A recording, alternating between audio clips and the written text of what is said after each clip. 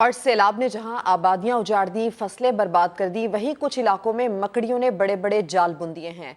Khairpur Nathan Shah के मुतादिद इलाके किसी हॉरर फिल्म का मंजर पेश कर रहे हैं।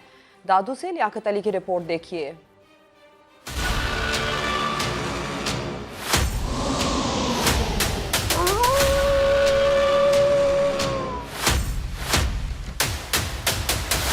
जालों की वादी, दरख्तों पर मकड़ियों का राज, हॉरर फिल्म जैसे भयानक नजारे। सैलाब के बाद आबादियां उजड़ गईं, जंगल वीरान हुए तो मकड़ियों ने मस्कन बना लिया। दादू की तहसील खैरपुर नाथन शाह के मुतादिद इलाकों में हर तरफ जालों की चादर तनी है। सैलाब में तो इनकी पैदाइश ही होती है और उसके बाद अभी जो है ना ये जोर पकड़ चुका है। खाने के लिए जब भी हम लाइट ऑन करते हैं तो बहुत सारी मकड़ियां जो है ना घर में ही आ जाते हैं। घरों में मकड़ियां चैन ना लेने दें और रात को बाहर निकलने के नाम से खौफ आए।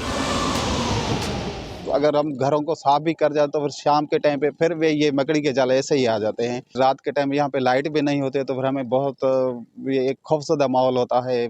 इतनी बड़ी अराजी पर मकड़ी के जालों से निमटना इंतजामिया के लिए वाकई बड़ा चैलेंज होगा। लियाकत अली, समा, दादू।